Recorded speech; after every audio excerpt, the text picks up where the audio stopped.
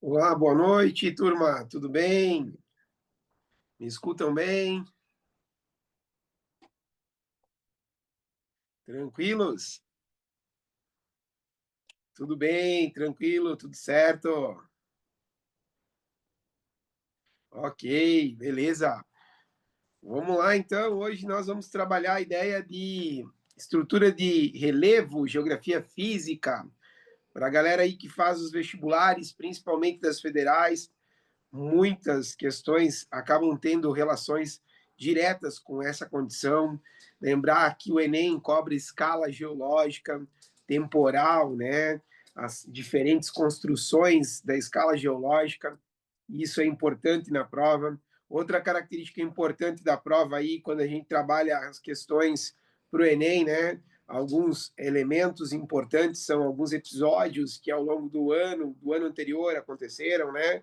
Então, terremotos, vulcões em erupção constante, e assim por alguns conteúdos relacionados a essa característica são bem propícios para a prova, tá?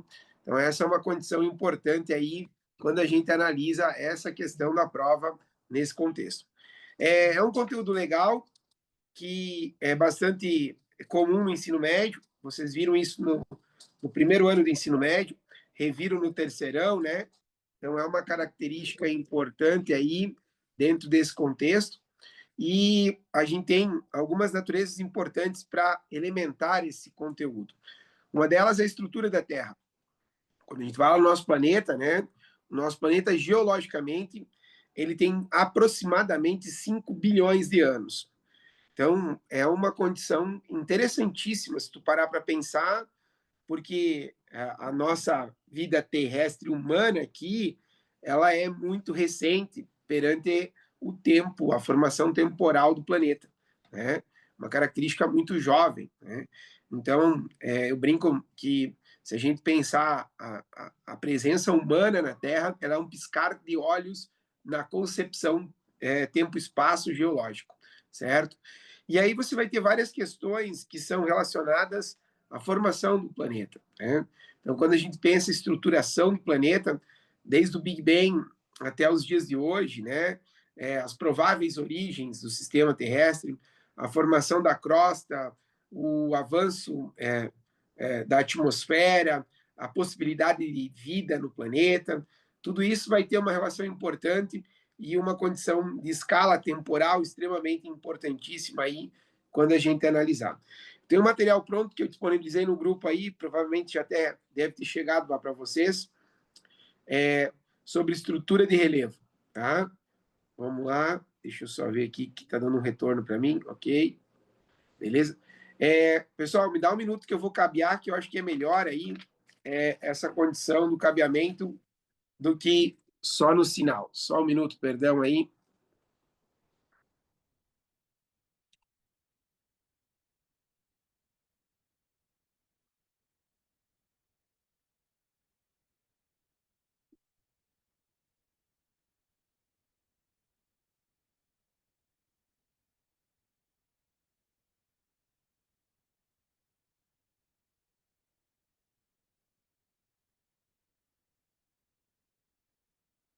Beleza, voltamos. Agora eu consigo abrir melhor aqui e não vai travar. Muito bem.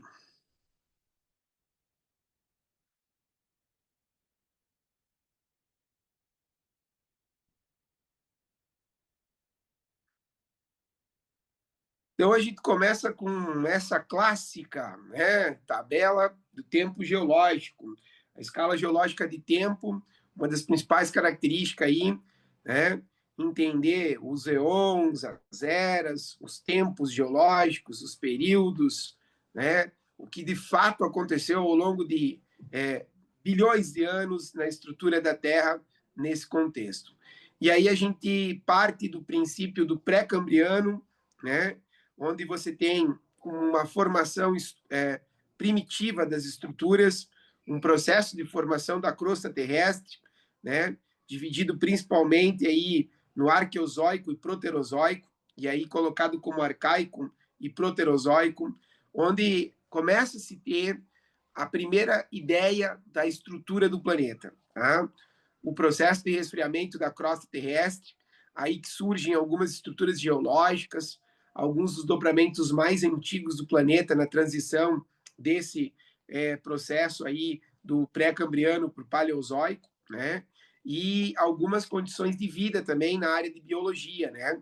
Os primeiros seres vivos unicelulares, o avanço dos seres pluricelulares, para os animais de vida mais complexa, principalmente marinha, aquática, os peixes, né? As primeiras formas de vidas mais avançadas nesse contexto.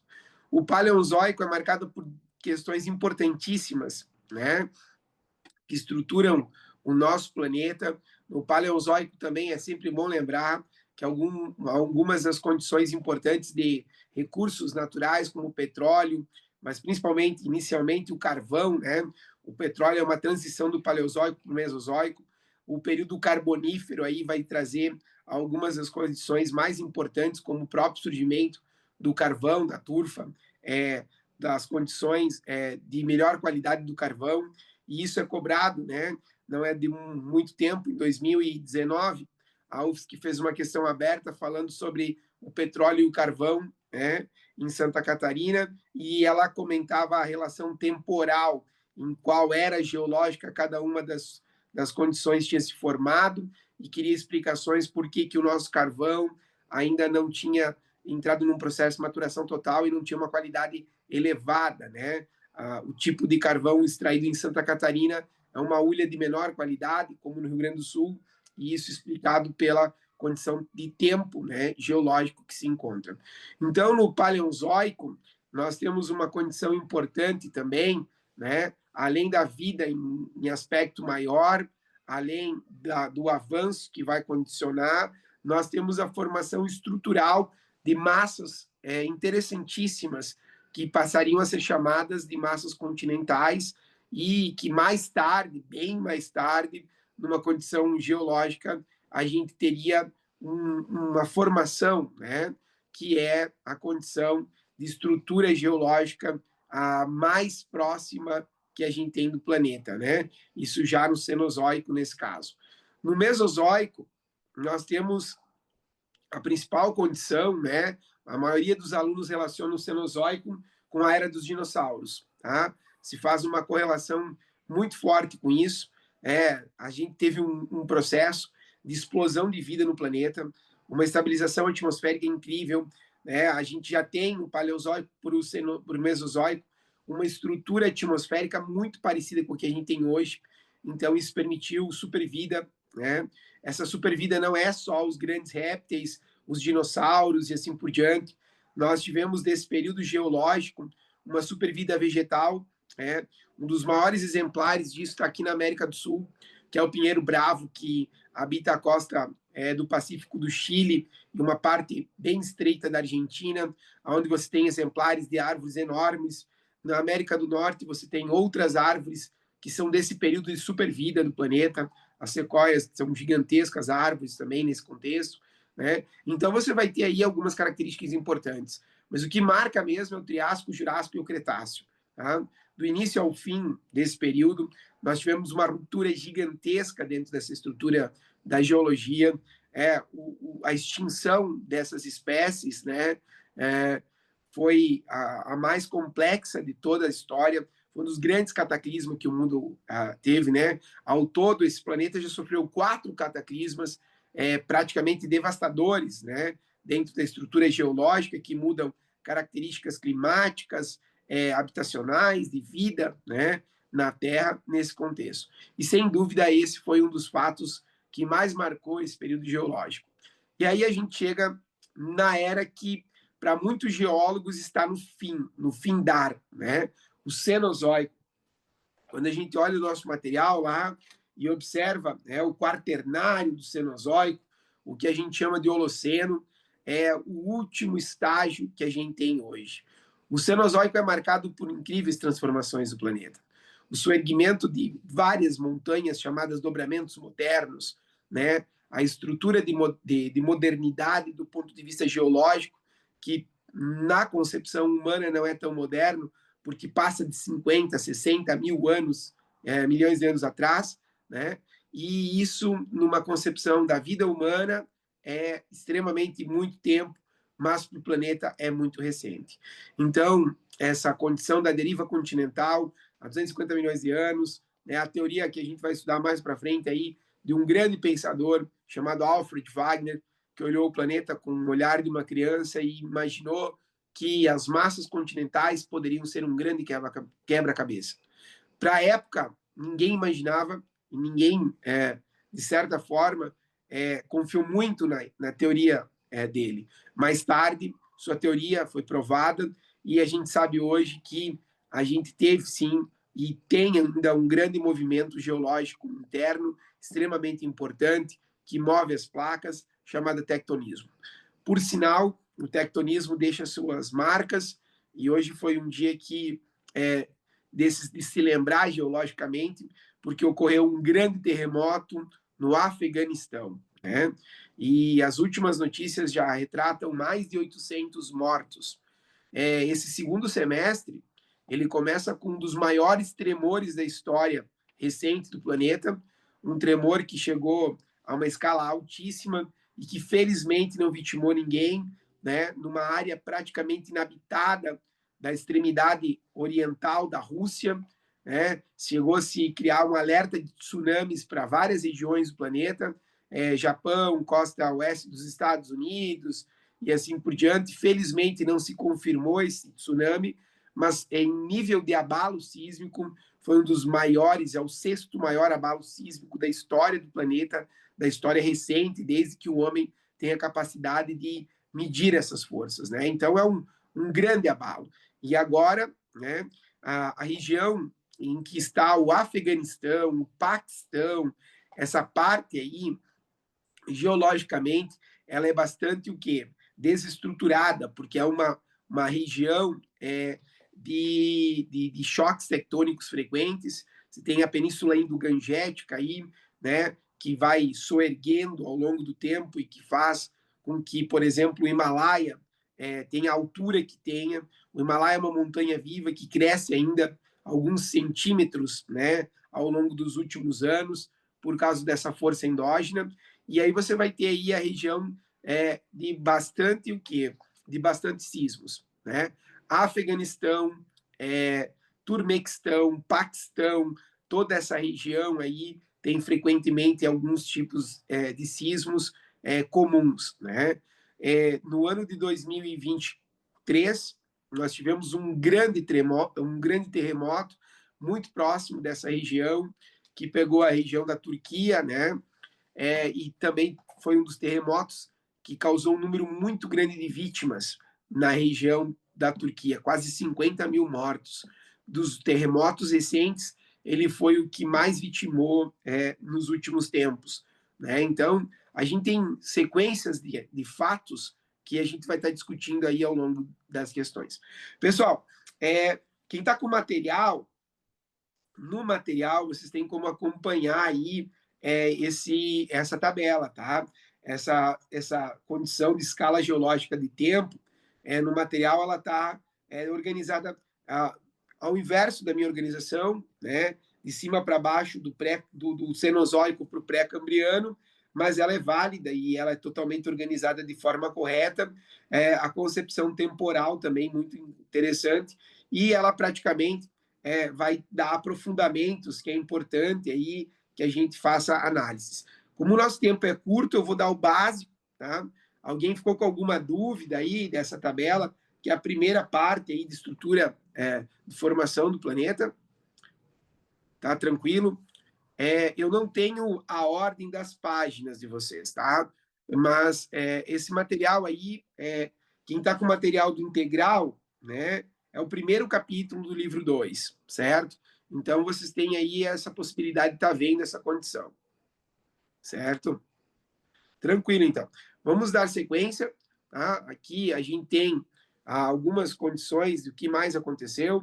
Então, praticamente tudo que eu comentei. Alguns detalhes só. Surgimento dos primeiros aglomerados rochosos, né? Então, você vai ter os escudos cristalinos, chamados escudos cristalinos. Rochas cristalinas antigas dá uma observada aí, anota aí.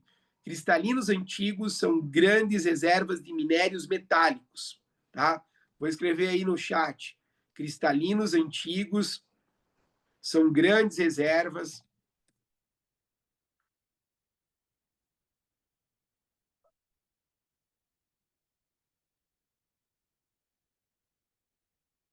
de metais, de minérios metálicos, certo? Então, os cristalinos, gurizada,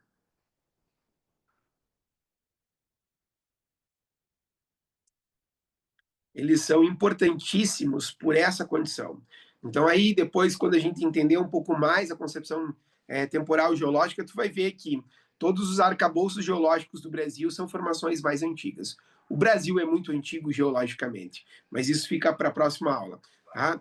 Intensa atividade vulcânica, imenso depósito de minérios metálicos, proterozoico, paleozoico, muitas mudanças. A vida era praticamente impossível do formato que a gente conhece hoje. A vida era uma estrutura muito menor do que ela era no Proterozoico, até porque o nível de oxigênio, de hidrogênio, todas as condições eram menores.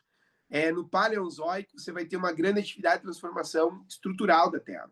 Então, aí dá para a gente dizer que nascem os dobramentos antigos. Alpes escandinavos, os Montes Apalaches, que um dia já foram uma condição só, e neles encontram-se muitas reservas minerais, soterramento de floresta, tá, no Paleozoico, dando origem a jazidas de carvão mineral nesse contexto. Então, essa supervida que surge depois, no Paleozoico, ela vai trazer uma condição interessantíssima de muita matéria orgânica.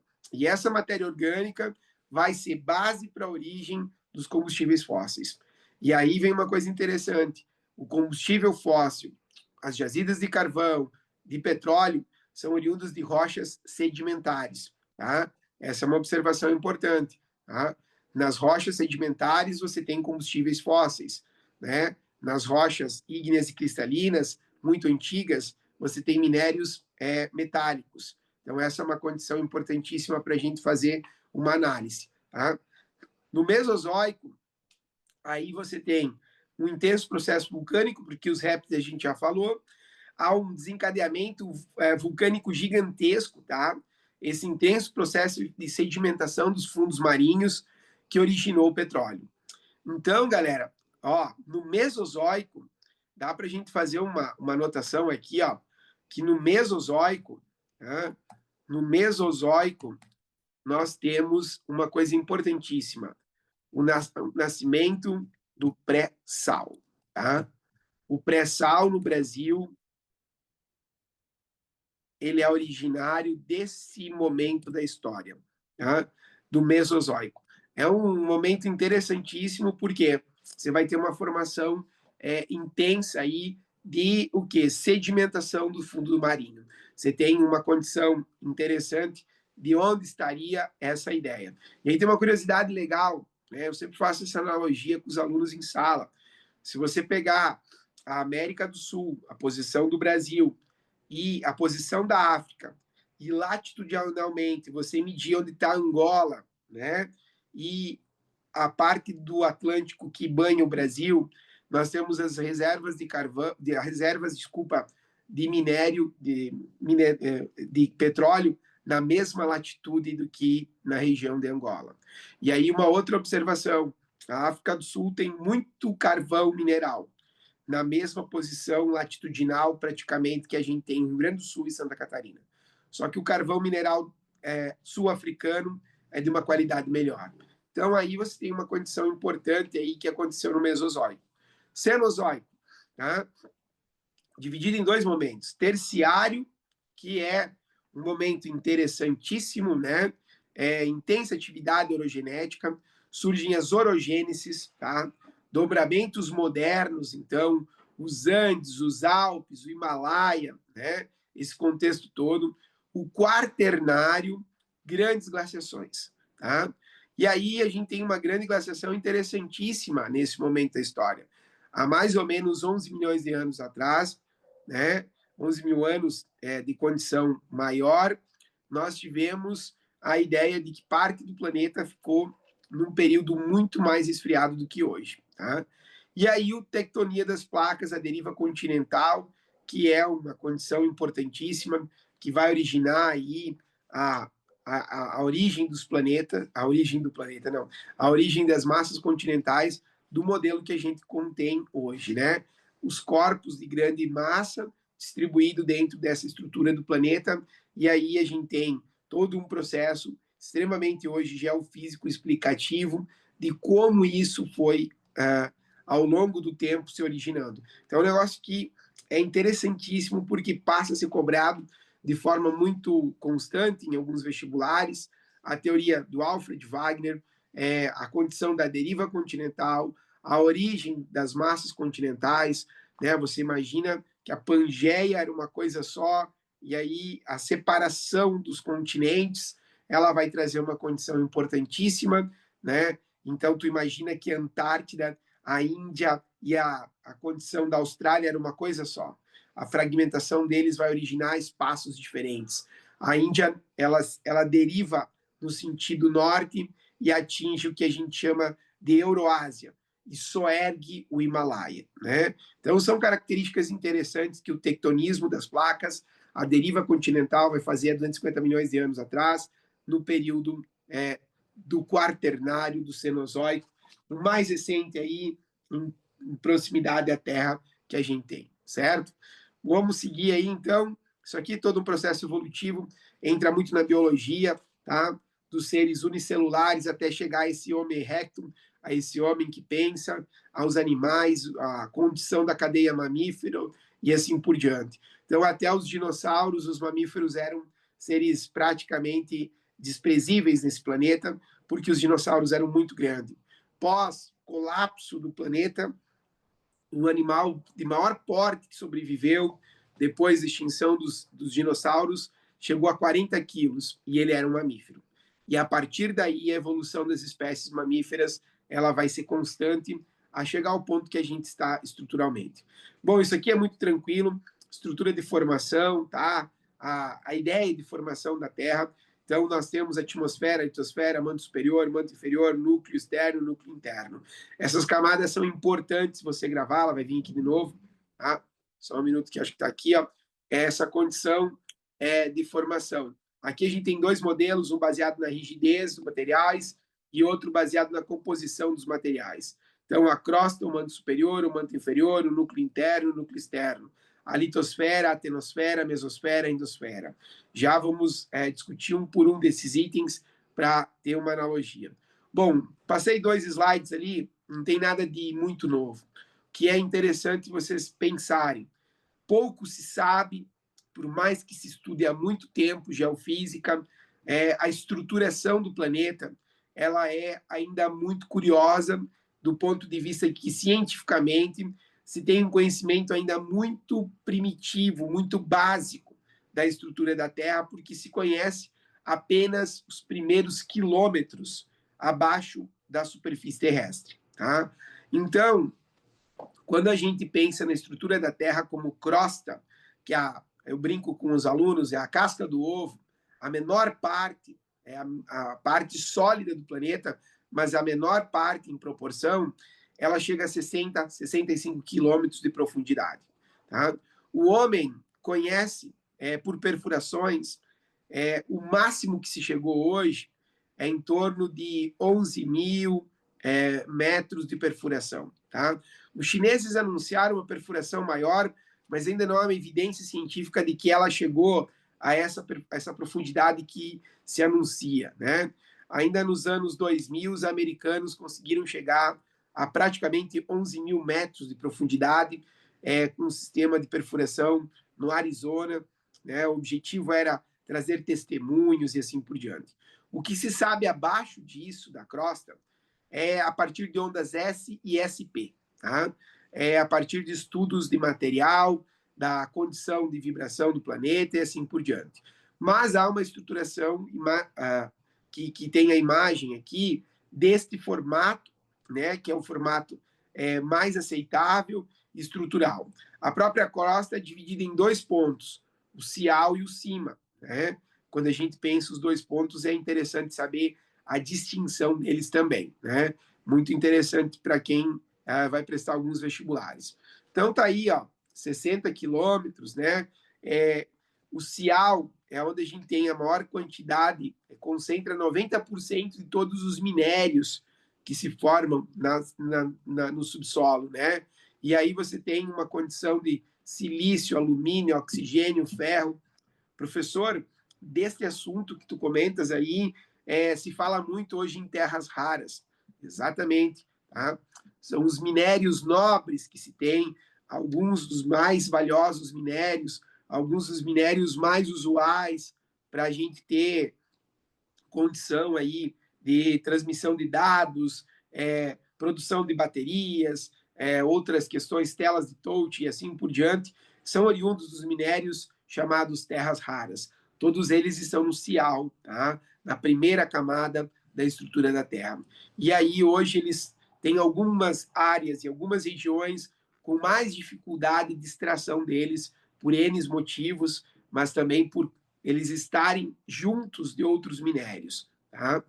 E abaixo do Cial vem o Cima, que é a camada predominantemente basáltica, né? Matéria vulcânica, rocha. Basalto é uma coisa muito comum aqui no sul, numa parte do sudeste, tá? Porque a gente foi recoberto de basalto. Nosso planeta, na nossa proporção territorial, já foi um deserto de Botucatu, tá? E aí, no Mesozoico, nós tivemos um intenso processo de vulcanismo que fez com que escapes vulcânicos saindo do centro, norte do Paraná, se espalhassem por dimensões territoriais do sul do Brasil, partes da Argentina, Paraguai, sudeste e até mesmo centro-oeste. Cobrindo isso de uma área interessantíssima, né?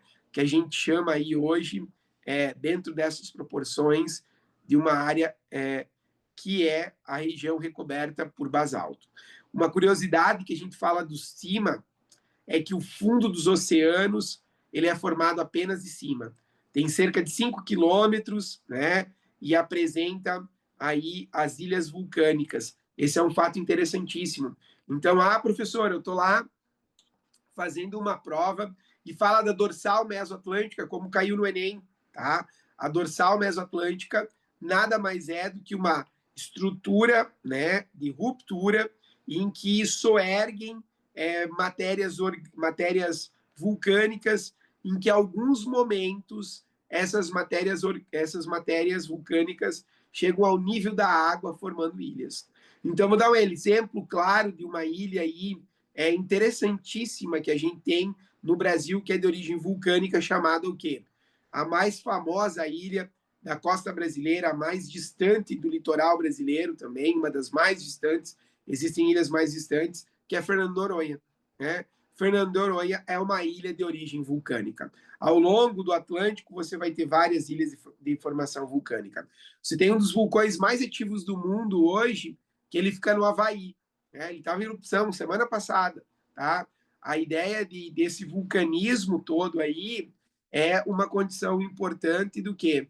De você ter uma premissa de muita matéria e de muito material magmático que soergue, e por isso que o Havaí, por sinal, é uma ilha vulcânica que cresce a cada evolução e a cada erupção de grande porte entre alguns dos seus vulcões, né, que são diversos. Então, é uma característica interessante isso nesse contexto.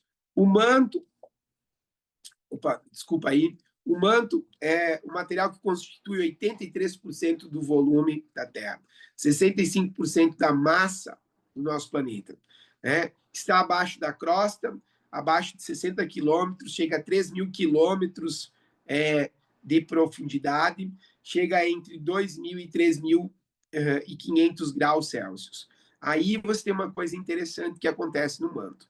O manto é responsável pela correntes de convecção, tá? As correntes convectivas, elas se formam dentro desse contexto. Então, quando a gente pensa essas correntes convectivas, podem ser ascendentes do manto para a crosta ou descendentes da crosta para o manto. É interessantíssimo isso, porque esse sistema todo aí, ele vai condicionar uma questão importantíssima. A questão mais importante que a gente tem aqui é a ideia do quê? De movimento das placas tectônicas. Então, essa condição do movimento das placas tectônicas me permite algumas características importantes. É aí que vai acontecer um processo interessantíssimo de o quê? De correntes convectivas. Ela é responsável pelo o quê? Pelo deslocamento das grandes placas sobre esse movimento. E aí a gente vai ver um desenho interessante, né? Tais movimentos resultam de diferentes temperaturas. Como na atmosfera, como na atmosfera, nós temos aí uma coisa importantíssima, que é tem vento porque tem diferentes temperaturas, tem correntes marítimas porque tem diferentes temperaturas, tem troca de energia constante. No interior da Terra é a mesma coisa. A diferença do calor que existe nas correntes de convecção do manto ascendente para o descendente é que movimenta essa condicionante. E é dentro do manto que originam-se os três elementos mais importantes quando a gente olha a questão de influência desse processo, tá? Que é a questão do quê? Tectonismo, vulcanismo e abalo sísmico. Essa questão aí é importantíssima, tá? Porque ela é de suma importância para os fenômenos externos, né? Então, forças endógenas acabam atuando externamente através do terremoto, de uma erupção vulcânica, de um deslocamento de massa em grande escala, que foi o que aconteceu e que continua acontecendo, porque a gente não está estática as placas tectônicas, elas estão em movimento, né? Nós nos afastamos alguns centímetros da África por ano, tá? Uma coisa muito pequena, assim, em números, mas existe esse movimento, sim, e existe uma teoria, né, interessantíssima, que em 250 milhões de anos nós nos encontraríamos com a Austrália, Nova Zelândia, e uma parte do que é a Ásia hoje nesse contexto. Então, esse movimento é interessante e ele remonta e ele traz características que desenham a estrutura da Terra, principalmente externa, né? Sendo um movimento interno, endógeno. Tá? No núcleo, a gente tem aí uma das condições mais interessantes, tá? O núcleo chega a 5.000 graus Celsius, e aí vem uma teoria geofísica interessantíssima, que nos últimos anos ganha força, que é o fato de que a condição do núcleo da Terra pode estar sofrendo alguma transformação de temperatura, por isso da inclinação do eixo da Terra, por isso algumas variantes que estão acontecendo nos últimos anos, tá? E existe também uma outra teoria que é muito mais recente, é uma teoria que vem sendo estudada por geofísicos americanos, né? Principalmente da Califórnia, em que relaciona a questão do Sol, tá? Protuberâncias solares, fontes eletromagnéticas, ventos solares em grande escala, com alterações na estrutura de origem do núcleo da Terra. Porque, segundo esses geofísicos, a estrutura do nosso planeta é muito similar à estrutura do Sol e dos planetas rochosos que se formaram na mesma origem que seria o Big Bang. Tá? Então, essa é uma teoria que nos últimos anos ganha força, né? Nos últimos anos, que eu quero dizer 20 ou 25 anos, na virada do milênio, os geofísicos começam a levantar essas evidências e começam a tentar provar teorias em relação a isso. Bom, quando a gente também chama de núcleo, a gente pode chamar ele de NIF, por causa do níquel e o ferro, ou de semente, tá? Semente, porque seria onde você tem aí a condição interna. Níquel e ferro justificam o nome NIF. Como cima, lá na estrutura da crosta, silício e magnésio, Cial, silício e alumínio, tá? Por isso, essas nomenclaturas são muito usual em algumas regiões do país, em algumas provas, tá? Então, NIF, níquel e ferro, né, ou semente, núcleo interno, 5.000 graus de temperatura, aproximadamente 5.000 quilômetros na estrutura da Terra, a gente chegaria lá. Então, é uma condição interessante, muito interessante, por sinal, quando a gente pensa isso. me lembrou um filme agora, que é um filme muito viajão, por sinal, que é a Viagem ao Centro da Terra. Seria impossível, né, chegar a essa estrutura aí. E aí, várias condições são observadas no planeta, né, em relação a essa condição da espessura, da estrutura, das camadas, né, das placas tectônicas. Muito se questionou no passado se realmente as placas se moviam, né? Para muitos, a teoria do Alfred Wegener, ela foi absurda, porque para muitos era impossível uma massa tão grande sofrer um movimento. Né? E hoje a gente sabe que esse movimento existe, né? E aí esse movimento a gente trabalha ele de uma forma interessante aí, né? Quando a gente pensa essa questão física, então você relaciona aí o movimento de tectonismo. E aí abaixo da litosfera a gente vai ter esse movimento de colisões, de separação das placas, de características interessantes. Aí vem uma coisa importante, tá, gurizada? Que é algumas questões que são cobradas, os movimentos divergentes, convergentes, já vai chegar lá. O URGS, o UFSC, o FPR, o próprio Enem, né? Se você pegar nos últimos 10 anos de prova do Enem, sempre, gurizada, sempre caiu uma questão de geologia, tá? E essa questão é originária à estrutura da Terra. Tá? Rift Valley, dorsal mesoatlântica, soerguimento de placas tectônicas, vulcanismo, tectonismo, sempre isso está evidente. Ah, caiu uma questão lá mais velha de Petra, professor. Petra e um terremoto, né? Já vamos chegar lá para ver algumas questões. Nos locais onde soerguem as placas, onde você tem uma elevação, nós vamos formar as cordilheiras. Tá? Essa formação é um processo conturbado, de muita liberação de energia, muito complexa, tá? Que vai causar terremotos, surgimento de vulcões. Bom, só para fazer uma análise, o terremoto que aconteceu no extremo oriente da Rússia, de tão grande proporção, ele fez com que um vulcão entrasse em erupção. Tá? Então, isso é uma coisa possível, sim. Né? Uma grande consequência de um terremoto em costas marinhas são tsunamis. Né? A gente já viveu uma catástrofe. Em 2004, se não me falha a memória, uma das piores tsunamis atingiu a Ásia, vitimou milhares de pessoas, né? Um dos eventos mais catastróficos dessa força endógena nos últimos anos. Né? Então, nesse caso aqui, ó, a gente tem uma coisa muito curiosa se a gente pensar a América. Né? Toda a costa do Pacífico da América, ela é parte do quê? Lembram da escola que vocês aprenderam sobre o Círculo de Fogo? Tá? O Círculo de Fogo é uma das regiões de maior tensão geológica do mundo. É exatamente onde aconteceu esse terremoto há alguns dias atrás. Tá? O Círculo de Fogo remonta a todo o Pacífico. E a costa oeste da América, ela é banhada pelo Pacífico de extremo norte a extremo sul. Do Alasca ao Ushuaia, você tem essa característica. Tá? Então, você tem aí milhares de quilômetros de costa. E automaticamente você tem uma coisa incrível nela. Na América do Sul, os Andes, a Cordilheira dos Andes. Tá? Um dos soerguimentos mais incríveis da América Latina, o segundo maior elevação do planeta, o Aconcagua, né? Uma cordilheira assim, ó, gigante, gigante, com especificidades incríveis nesse contexto. Ela é a maior cordilheira latitudinal do mundo. Tá?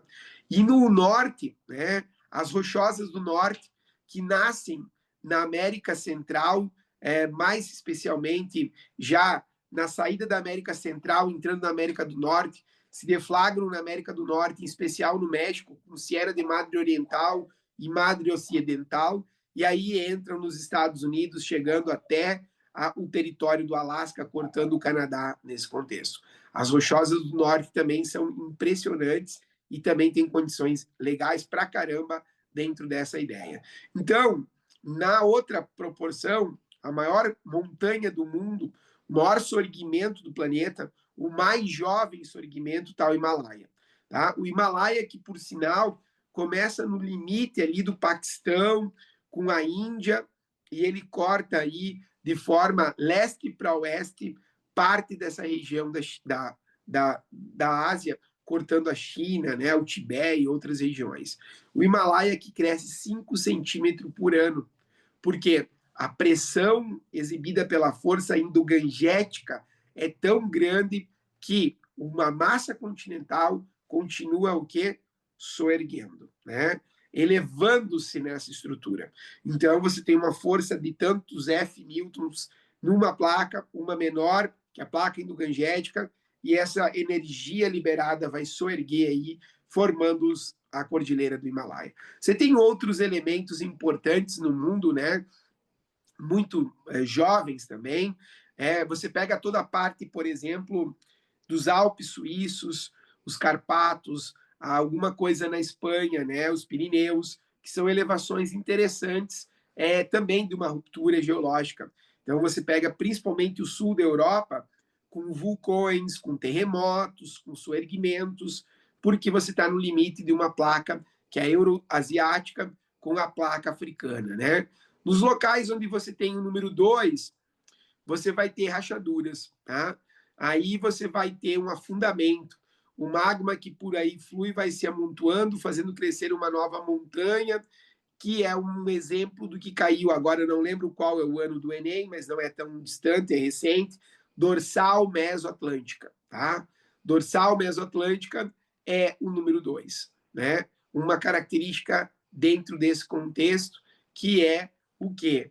O fundo dos oceanos, o assoalho dos oceanos. Se eu pensar a dorsal mesoatlântica, gurizada, ela começa lá no hemisfério norte, mais precisamente na Islândia, e ela termina num conjunto de ilhas que a gente chama de Ilhas Malvinas, tá? Que é na América do Sul. E aí, nesse meio tempo, você vai ter um traçado interessantíssimo que divide, né, as placas da América do Norte com a Euroasiática, da América do Sul com a Africana, e você tem uma dorsal mesoatlântica. Né? E tem aí muitas ilhas, né, Ilhas Williams e outras ilhas ao longo da costa da África, da América, e assim por diante, Canárias, as próprias ilhas portuguesas dos Açores, né? Então, as ilhas de Cabo Verde, todas as ilhas nessa condição são originárias desse processo. Bom, isso aqui, ó, bem básico, né? No Permiano, Triássico, Jurássico, Cretáceo, tá? 65 milhões de anos começa a deriva continental. E aí, né, a teoria desse pensador alemão, astrofísico, ela começa a ganhar evidência a partir de 1915. Até a Segunda Guerra Mundial, sua teoria ainda não tinha sido oficializada. Imaginava-se que teriam que ser feitas análises muito mais aprofundadas, mas depois da Segunda Guerra Mundial, a teoria, né, do Alfred Wagner ganha respaldo e ganha uma condição importante. Né? E aí ele monta a ideia da Pangeia, né? A questão de Laureásia, Gondova e assim por diante. E aí você vai ter essa teoria ganhando força, né, em grande escala nesse contexto. Então, aí, ó, zonas de convecção, número 1, número 2, né, da estrutura da litosfera. Olha aí, ó, essa imagem é a mais legal para entender esse processo. Tá? Correntes de convecção, manto litosfera, tá? Fossas abissais, né? Então, as fossas das Ilhas Marianas, arquipélagos vulcânicos, grandes conjuntos. Dá um exemplo bem legal no Brasil, que não é habitado, né? Penhedos e Rochedos de São Pedro e São Paulo. Ao norte de Fernando Noronha, nós temos um arquipélago totalmente inabitado, né? A milhares de quilômetros do litoral brasileiro, e o que? Formado por uma condição vulcânica.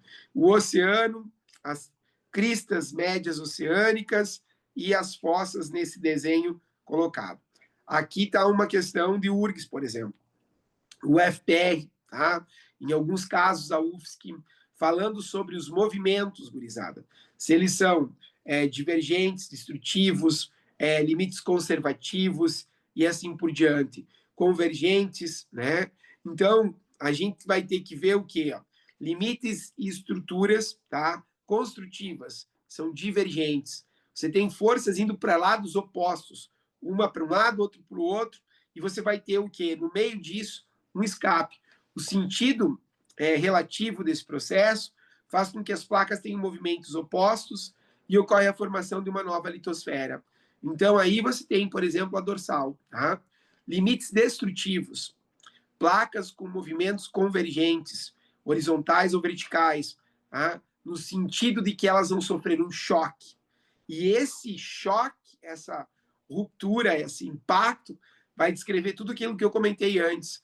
Vai poder desencadear um vulcão, um terremoto, um tsunami, tá? Vai criar uma estrutura nova, né? Vai ser tão interessante que pode alterar diversas questões, né? A gente teve um terremoto em 2011 de grandes magnitudes no mundo, né? E esse terremoto alterou o eixo da Terra em algumas frações de milésimos de segundo, o que traz algumas consequências, entre elas os dias mais curtos, tá? Então, olha que complexo isso. Todo terremoto em pontos extremos do planeta, ou no norte ou no sul, ele tem mais chance de alterar o eixo de inclinação da Terra. Por que isso? Porque as forças são tão grandes que você consegue ter uma estruturação que o planeta sofre algum tipo de movimento devido a uma força interna que pode desestabilizar essa condição.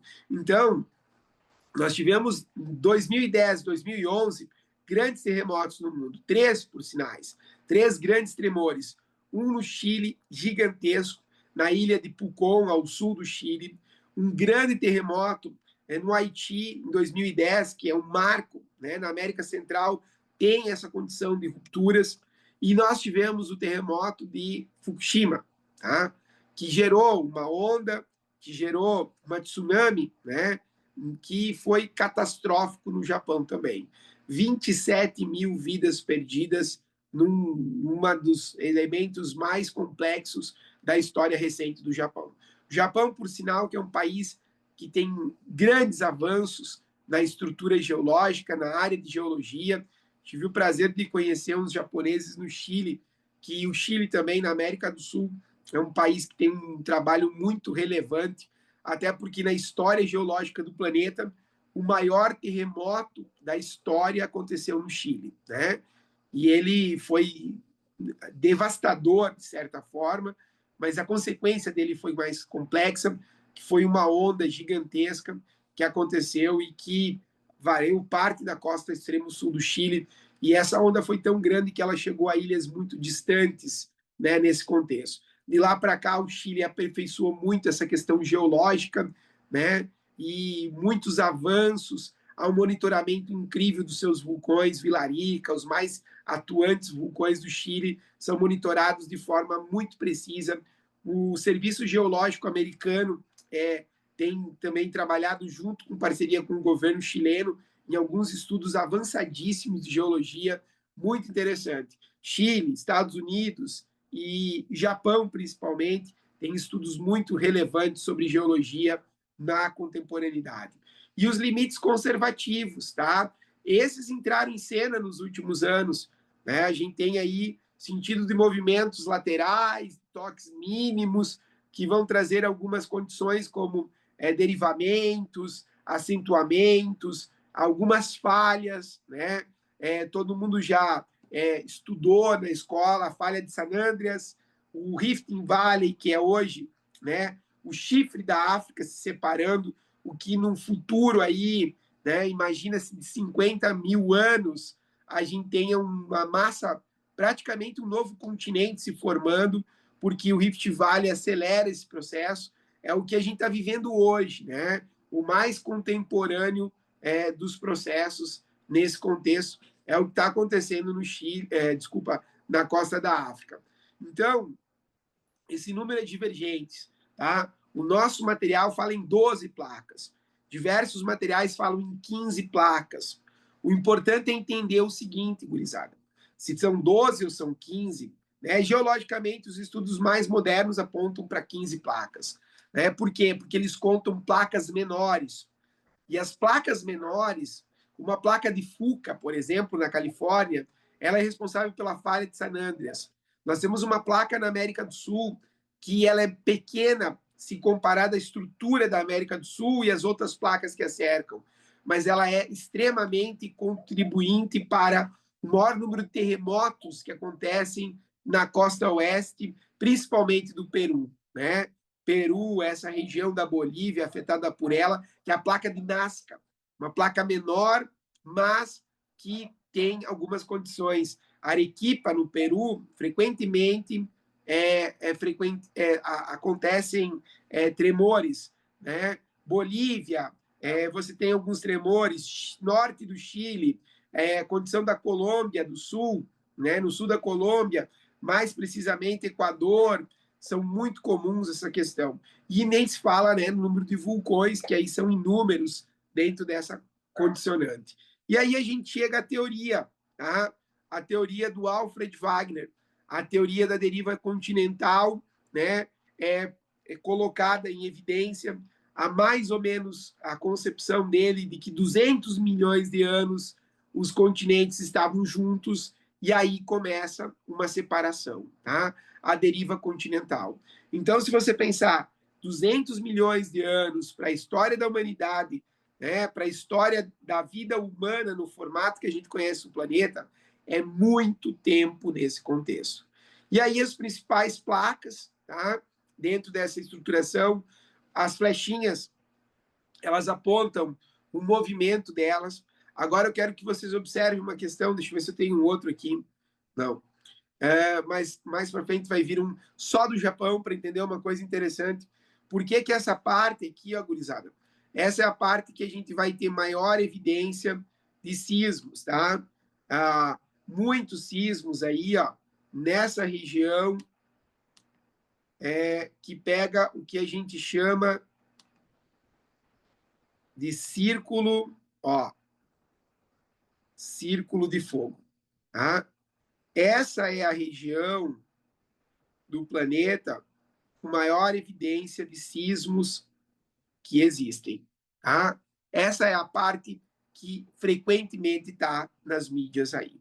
Então, é muito comum a gente ter sismos no círculo de fogo, tá? Por quê? Porque ali você tem a ruptura, o encontro de placas divergentes, convergentes, placas que vão trazer alguns mecanismos que vão acelerar processos, como, por exemplo, vulcanismo, terremotos, abalos sísmicos, no caso terremotos, a condição de limites destrutivos dessas placas que margeiam elas, né? E isso é extremamente complexo nesse contexto. Só o que cerca o Japão aqui, ó, se a gente pensar, né, como a gente fala de Japão, nessa estruturação aqui, ó, são 3 placas numa área territorial de 4 gigantescas ilhas e outras milhares de ilhas menores que compõem o território do Japão.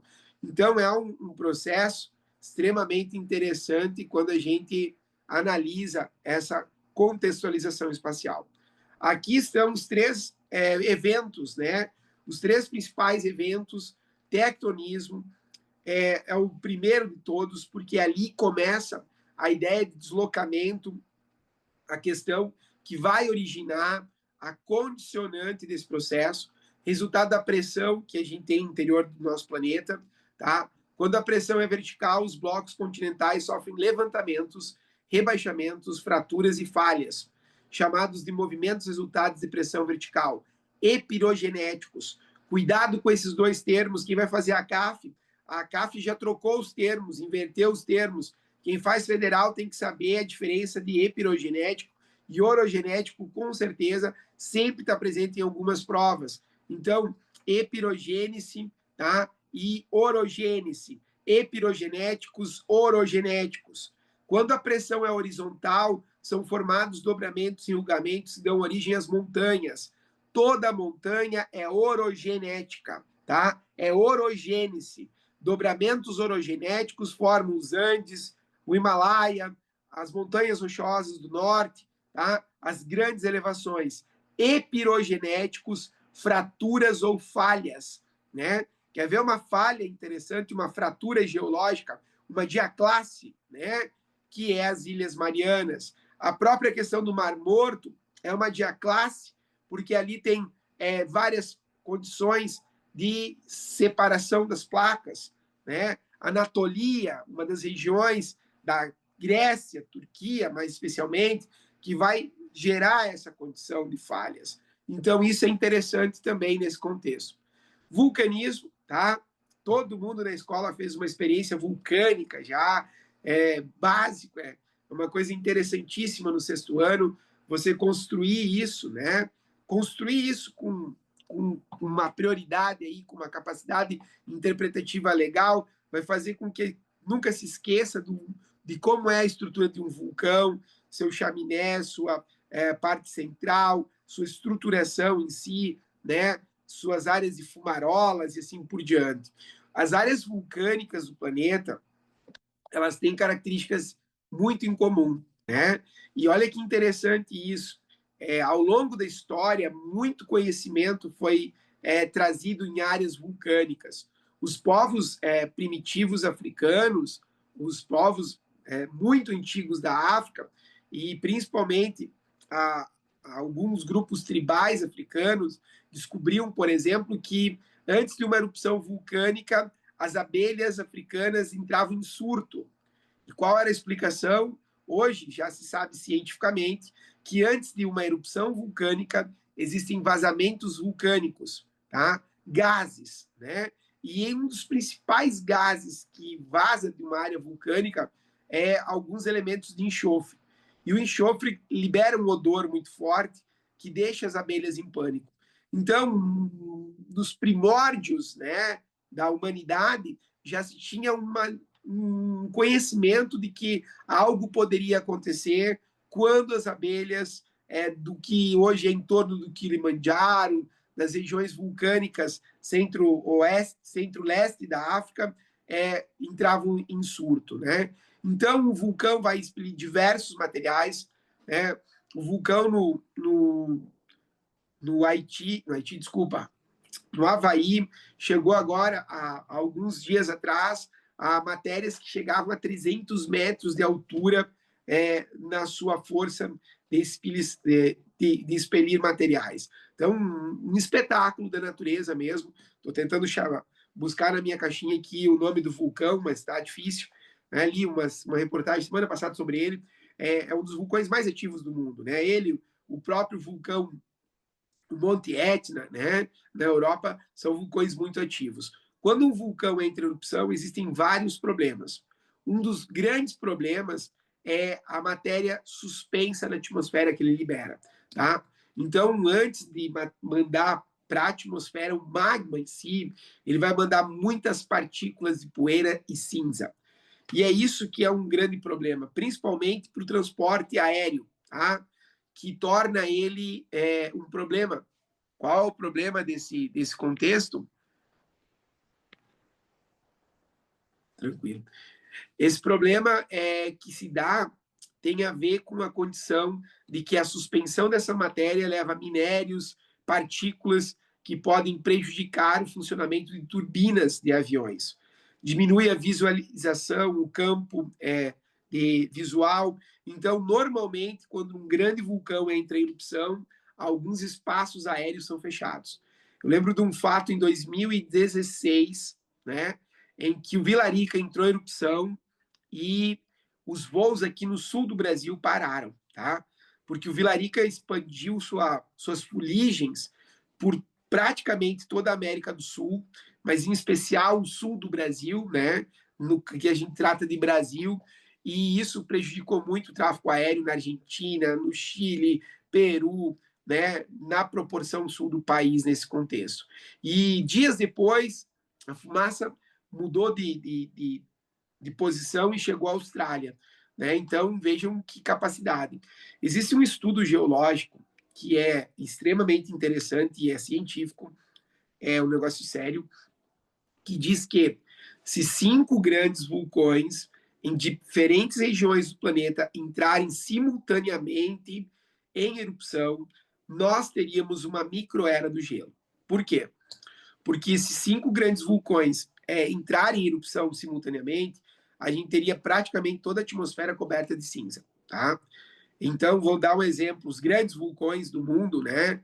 Os maiores vulcões do planeta, eles todos entrando em erupção simultaneamente, o que seria raríssimo, né? Isso poderia acontecer de uma força externa. Estima-se que durante o choque do meteoro que acabou com os dinossauros, houve um desencadeamento de diversos vulcões entrando em erupção. Então, o impacto desse tamanho poderia causar isso, né? Porque muita cinza, muita fumaça, muita matéria suspensa na atmosfera ia encobrir o Sol. Encobrindo o Sol, nós não teríamos calor. Sem calor, a gente ia ter um resfriamento total do planeta, né? Então, aí, ó, uma coisa interessante é essa condição.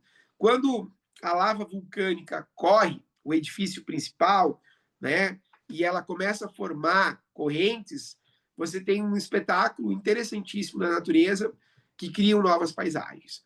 Mas o que vem depois também é interessante. Vou fazer uma pergunta aí, depois alguém me responda. O que tem em áreas vulcânicas que é interessantíssimo quanto à produção?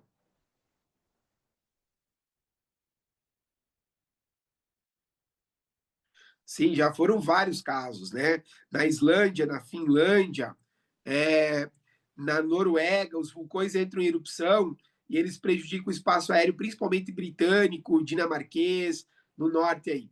Alguém colocou aí o solo, muito bem, tá? Os solos, dos solos mais férteis do mundo, é originário de terra vulcânica, tá? Então, os solos, por exemplo, o nosso aqui, os solos vulcânicos, né? O solo de terra roxa é um solo vulcânico que cobre o sul do país. Por isso que você tem uma alta produtividade, uma fertilidade muito interessante nesses solos aí na região que pega uma parte do sudeste, uma parte do centro-oeste, o sul do país. Mudando, abalo sísmico, terremotos, tá? Origem em profundezas, tá? Vibrações e propagações, ondas S, ondas SP, força de endosmagem de pressão, ponto de início de um terremoto, hipocentro, ponto da superfície da Terra, onde se manifesta epicentro, tá? Se o hipocentro for muito profundo, o terremoto tem menor quantidade de ser destrutivo. Se o hipocentro for muito superficial, como aconteceu no Haiti, apenas 11 quilômetros da superfície da Terra, ele se torna catastrófico, tá? De uma condição muito complexa. Os sismógrafos são os aparelhos desenvolvidos ao longo do tempo. Nós temos sismógrafos no Brasil, principalmente em universidades. Tem um sismógrafo na UFSC, que eu conheço, por sinal, tem um sismógrafo na Universidade Federal do Paraná, tem um sismógrafo num dos melhores cursos de geologia do país, que está em Ponta Grossa, tá? No EPG. Então, tem vários sismógrafos que medem essa condição. Hoje, por exemplo, no entorno de um vulcão, você tem 10, 12, 16 sistemas sismográficos que medem qualquer tipo de desalinhamento para trazer um risco de erupção vulcânica, porque você vai mexer com a estrutura da Terra. Então, os sismógrafos são aparelhos que medem as ondas sísmicas, né? A intensidade mais usual é a escala Richter, tá? Que é a escala que mede a quantidade de energia liberada. É um dos mais usuais. Não é a única, tá? Mas é a mais usual quando a gente fala sobre essa tendência aí, né? Que se tem como característica. Então, a escala de Mercalli também Mercalli é também uma das escalas usuais, mas a escala Richter no que se tem de atualidade a mais usual. Aqui alguns dos principais vulcões do mundo, né? Vejam que a costa oeste da América é cercada de vulcões. Nos Andes tem muito vulcão no Peru, né? No Chile, na Argentina, você vai ter uma área vulcânica central aí, né? Nos países da América Central e também aí você pega Japão, né? O Monte Fuji, por exemplo, um dos personagens da história japonesa aí, diversos vulcões Filipinas, Indonésia, Malásia, sendo repercutiu muito o caso da jovem brasileira que morreu, né? Ao escalar um vulcão, ela caiu. Então você vai ter várias condições de áreas vulcânicas no mundo. O Kilimanjaro na África, né? Que está na linha do Equador, né? Por sinal aqui, ó, né? Nessa posição aqui, deixa eu fazer uma anotação aqui, ó que está o Kilimanjaro, um conjunto de vários vulcões, e o gelo do Kilimanjaro, a altura do Kilimanjaro é tão elevado que na linha do Equador você tem gelo, e que forma o degelo dela, o Lago Victória, que vai formar o Rio Nilo, por sinal, mais tarde. Então, os diversos vulcões no sul da Europa também, que estão presentes aí, frequentemente mostram suas caras, e a condição do norte aqui, mais alguns nesse contexto. Bueno, fechamos essa parte aqui. Vamos ver. Nossa, já está quase fechando a aula também, né? Passou rápido. Essa parte aí, alguma dúvida, gurizada? Tá tranquilo?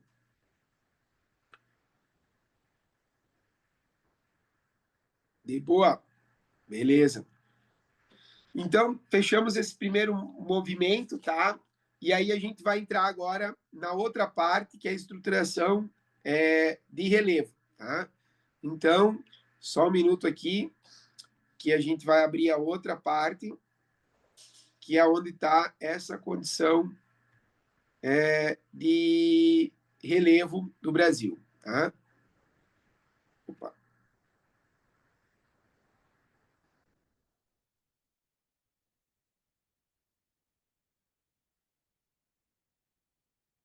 Aí,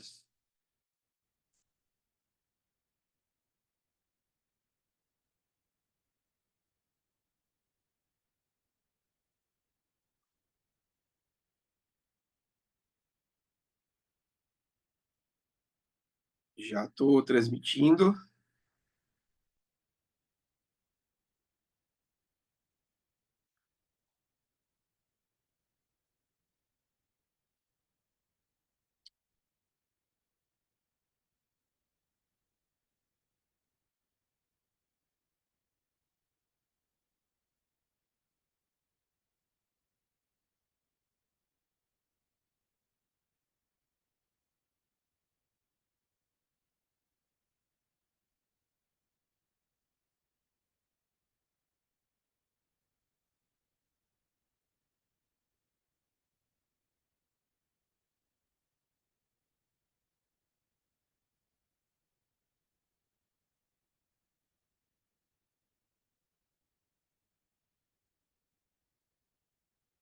Não foi ainda, né? Aí foi. Foi sim. Uhum. Bom, estrutura geológica do Brasil, gurizada. Tá? Essa é uma parte legal, porque a gente começa a discutir um pouquinho do que aconteceu no território brasileiro. Né? O primeiro aqui eu não vou trabalhar, porque a gente já falou que é a ideia das eras geológicas. Só traz para o Brasil umas características específicas. Então, quando a gente fala estrutura geológica do Brasil, nós temos três rochas predominantes nesse país: rochas cristalinas, rochas sedimentares e rochas vulcânicas. Né? E aí a gente vai aprimorar uma parte mais técnica dessa estrutura de rochas. E isso vai originar os relevos do Brasil. Tá? Por quê? Dependendo da formação das rochas, do desgaste, principalmente da condição temporal, nós vamos desenvolver uma condição de relevo. Só lembrando que o relevo do Brasil é antigo, e isso explica uma coisa interessante. Nós não temos grandes elevações, né? Quando a gente fala em um tipo de relevo que tem no mundo, mas não existe no Brasil, ele está relacionado a essa questão do quê? Das elevações. Então, por exemplo, dá um exemplo bem simples desse contexto, tá? Quando a gente observa, não existem montanhas no Brasil. Por que não tem montanhas no Brasil? Porque o Brasil tem geologicamente um relevo antigo que sofreu um desgaste. Ah, professor, mas é a Mantiqueira, o Planalto das Guianas, eles já foram muito mais altos do que são, sim. A Mantiqueira já chegou a ter quase 7.000 metros de altura, né? Mas na sua ruptura, na sua divisão, na deriva continental, ela vai o que perder altitude e vai sofrer diversos desgastes. Então, hoje a gente chega a um dos pontos mais altos da Mantiqueira, que é o Pico o Pico das Agulhas Negras, né? Que você chega aí a 2.779 metros de altura. E o ponto mais alto do Brasil é o Pico da Neblina, no estado de Roraima, né? com 2.993 metros de altura. Então, não é considerado uma montanha porque ele não é contínuo e ele não ultrapassa. Ah, professor, mas o material que eu estudava no meu ensino médio dizia que o pico da neblina tinha 3.014 metros. Como é que agora ele tem 2.993 metros no material atual? Por vários motivos, um dos principais é o quê? Hoje são feitas medidas via satélites. E o aprimoramento tecnológico dá uma dimensionalização de vericidade muito mais próxima do real. Então, essa condição de altimetria diminuiu o tamanho do pico da neblina. E as áreas de morros do Brasil vêm sofrendo muito com o quê? Com as ações temporais, principalmente o intemperismo. Tá? Por isso que as nossas não existem montanhas no Brasil, e sim morros no Brasil, né? Mas alguns mais elevados do que os outros nesse contexto. Então, essa é uma condição interessante aí.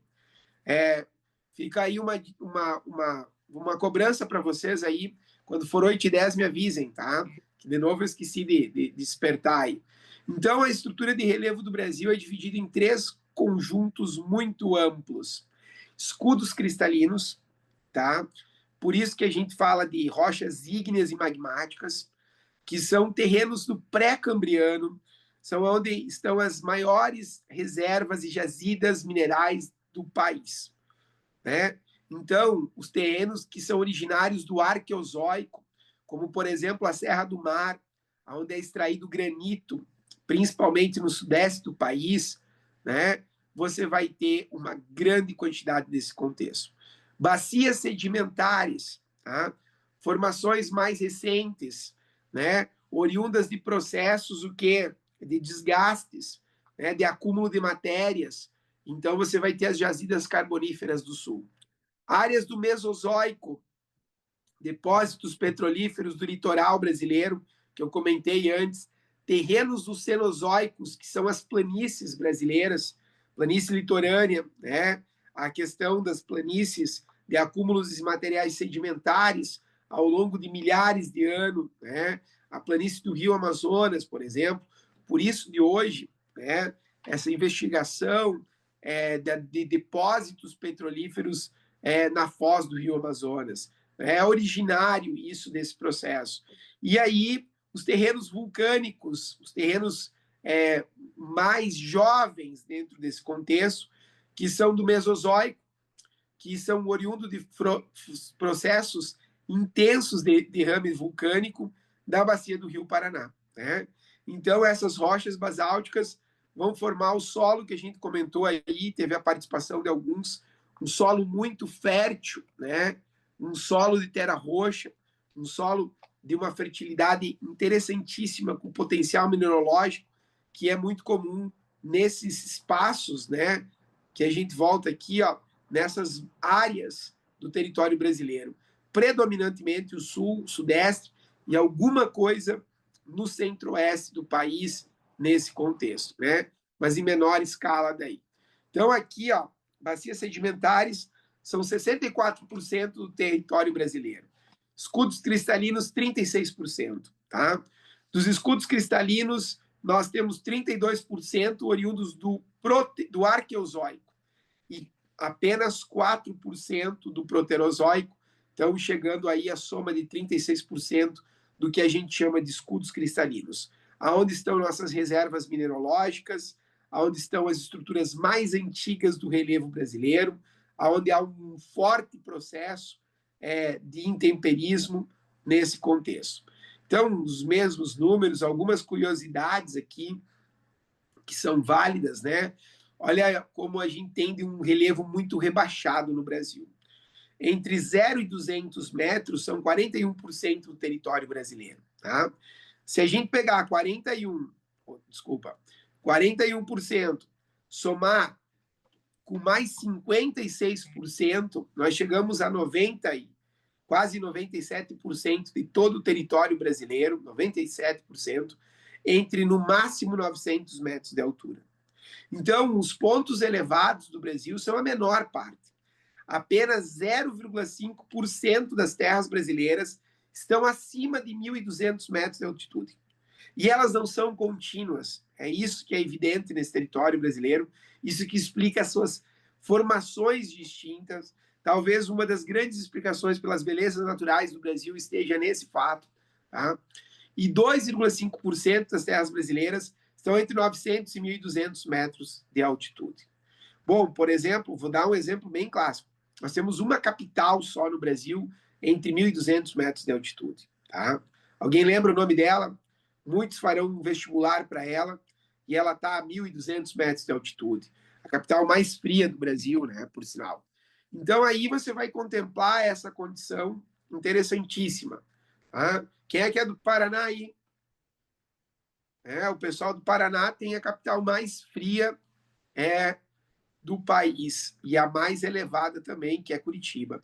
Então, apenas 5% do relevo brasileiro é planície. Tá? Essa é uma questão que chama atenção. 5% só. As pessoas confundem essa ideia aí de uma condição de o relevo do Brasil é muito baixo. Né? Então, essa é uma condição interessantíssima. Tá? Deixa eu verificar aqui. Vamos ver onde que a gente tem aí. As classificações, gurizada, né? As classificações vão ser apresentadas de forma o quê? Que a gente tenha 3 grandes geólogos classificando o Brasil, certo? Que são o quê? Os 3 principais geólogos que classificam o Brasil são Haroldo de Azevedo, Assis Nassib Saber, muito popular nas provas, e o último, que é o mais recente dos estudos geológicos brasileiros, feito por um personagem aí, dá para dizer que ele é um discípulo da escola de Saber, né, que é o Jurandir Ross, que a gente vai estudar mais a fundo. Bom, o Haroldo de Azevedo, ele foi um pioneiro. Então, quando ele iniciou os trabalhos no Brasil, ele dizia que no Brasil existiam apenas 8 unidades de relevo, sendo ela 4 planaltos e 4 planícies. Não havia a definição de depressão nesse período da história. Tá? Não se tinha clássico, detalhado, descrito de forma científica o que era uma depressão, lá nos anos 40.